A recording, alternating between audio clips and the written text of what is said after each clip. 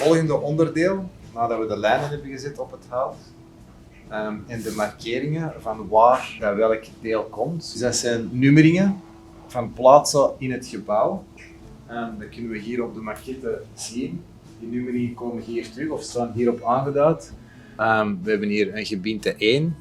Dat zien we zo, dus dat is een 1. En dan is een 1 met een beentje aan naar rechts en een 1 met 2 beentjes aan naar rechts. En een 1 met een beentje naar links. Dus dat zijn eigenlijk 4 gebientes.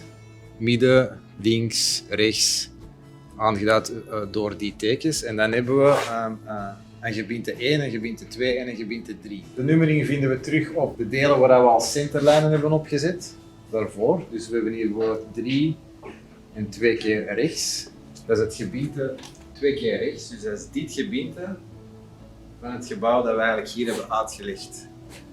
We hebben heel dat gebiente pas gelegd. Dus dat ligt pas omdat dit een loodlijn is. Dus die loodlijn loopt eigenlijk loodrecht op de pas. Via dat systeem kunnen we eigenlijk een vlak, bijvoorbeeld van deze stijl, overzetten op de wandplaat, dat deze balk is. Dus wat ik doe is, ik laat de loodlijn zakken en ik kijk hoe ver dat die van het vlak zit van de stijl. En ik duid diezelfde afstand aan op de wandplaat. Ik doe dat met 2 tikjes. Dan weet ik ze beter, als ik die 2 tikjes verbind, dan heb ik eigenlijk dit vlak op deze balk. En hetzelfde doe ik in de andere richting. Dus ik kijk nu in deze richting. Ik zie hier ongeveer zoveel. Dan heb ik 2 tikjes die ik later verbind. Dus dan heb ik dit vlak hierop overgezet met de loodlijn, via deze 2 tikjes. En dit vlak op de stijl overgezet, als ik die 2 verbind. Wat ik ook doe, om te weten dat die een balk, dat die stijl eigenlijk loodrecht naar beneden zakt, want als die stijl schuin zou liggen, dan zou dit niet kloppen.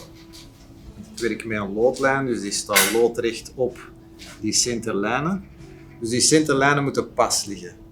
Wat ook belangrijk is, is dat die centerlijnen van de wandplaat in deze geval naar de stijl, die zakken een bepaalde afstand.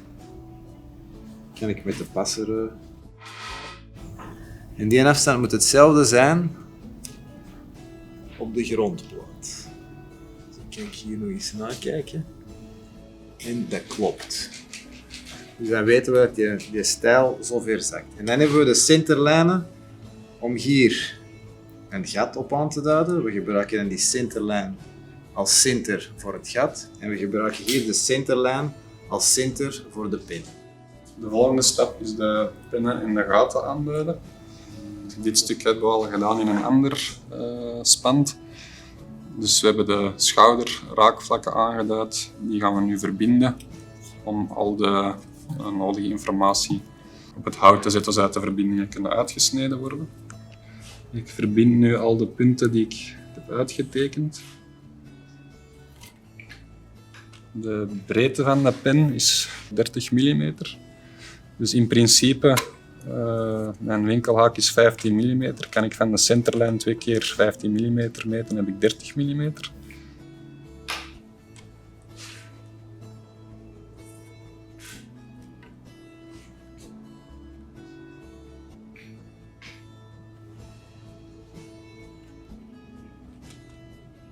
Wij gebruiken een streepje in het hoekpunt weg om aan te duiden dat dit deel dan eigenlijk verloren is. Dus dat gaat helemaal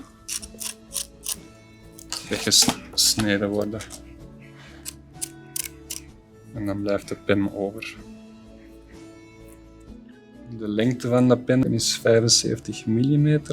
We maken het gat dan ongeveer 80-85 mm, dat we zeker niet met de pen op de bodem van het gat landen.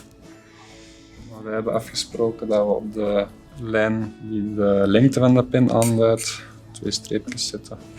En dan weten we dat dat daar mag afgezaagd worden. Nu verbind ik de afgetekende lijnen met elkaar. Dus ik kijk langs de lijnen af, zodat mijn winkelhaak mooi in het verlengde ligt. En dan kan ik die lijn verbinden.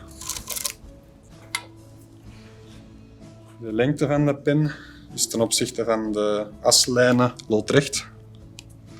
Dus die kan ik gewoon via de aslijnen aanduiden. Als ik hier 75 mm zou meten, kom ik ergens anders uit dan van waar ik ben begonnen.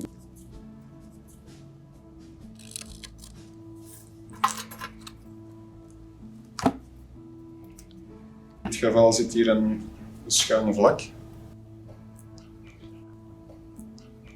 Is omdat de balk hier ook schuin is. Dat is deze vlak dat we nu hebben aangeduid.